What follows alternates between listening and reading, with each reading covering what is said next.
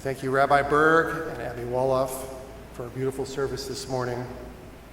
I really need to take this moment also to acknowledge Abby Wolof, who is doing our High Holy Day services for the first time this year. And it's been a beautiful, stirring experience.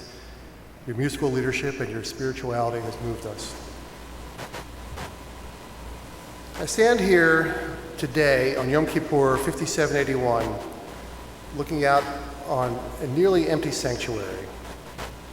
And I know Rabbi Berg has been doing this for 7 months, but seeing this for the first time myself, I can see how strange it is. This really brings home the impact of the pandemic. When I gave my president's remarks last year on Yom Kippur, we were basking in the glow of our triumphal return to our newly renovated building. Just in time for the High Holy Days, I congratulated our Beth Am community for staying fully intact as a congregation during our 8-month wandering. But this is surreal. But then again, the past 7 months have been surreal, haven't they? COVID-19 pandemic has been perceived by many as an existential threat to American synagogues.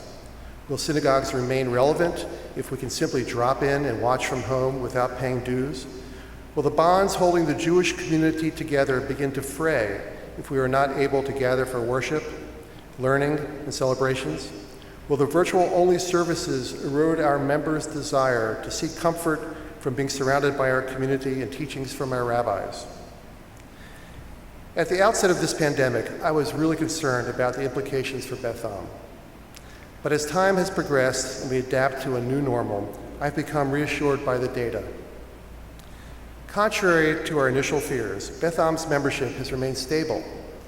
In fact, new families are still joining Beth Am during the pandemic. Jewish Discovery Lab enrollment for this fall is holding firm relative to last year, even though it is virtual-only instruction at this time.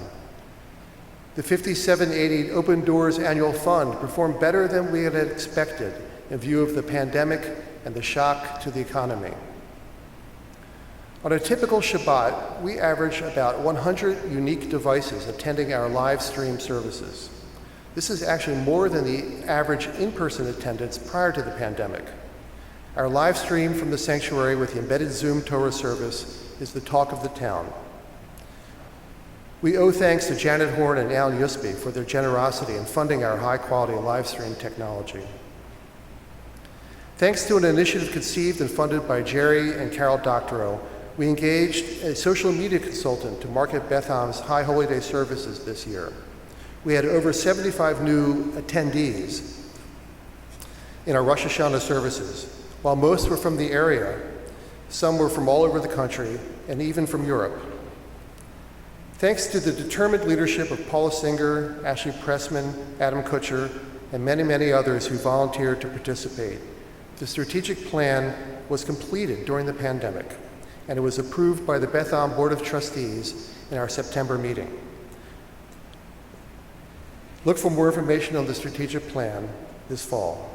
As Rabbi Berg mentioned last night, this year we asked our members to make a donation in lieu of seat tickets.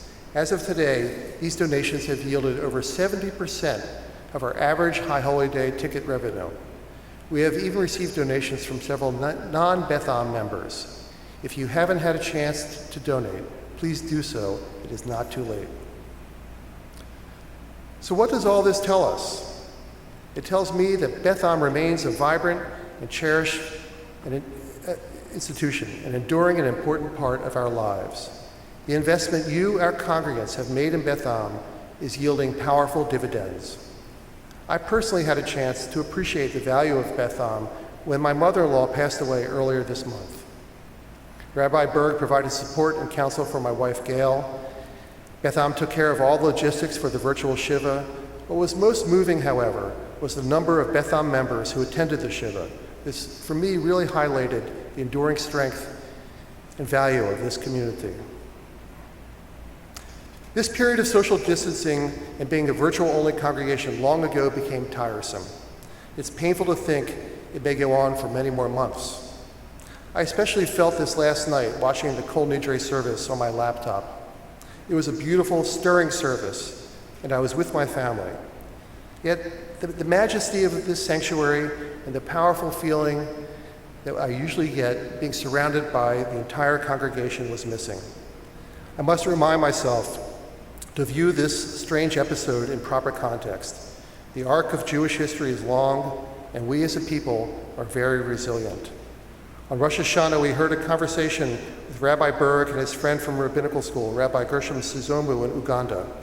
Rabbi Sizomu told us about the period during the reign of Idi Amin, when Jewish observance itself was illegal, and doing so carried considerable risk.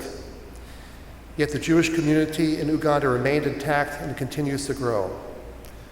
This story helped, for me, put things in perspective in terms of our challenge with COVID-19. Out of adversity comes opportunity, and the pandemic has forced a rethinking and inventiveness in designing new programs. Our clergy and staff are working hard and learning to use new technology, all the while keeping our Shabbat services fresh and engaging. We have Zoom-based programs in Jewish learning and Torah study, cooking classes, bedtime stories, and songs for toddlers, virtual book clubs, film discussions, meetings with our elected representatives. Our Social Action Committee remains as active as ever. I think our programming now is more diverse and robust than it has been before.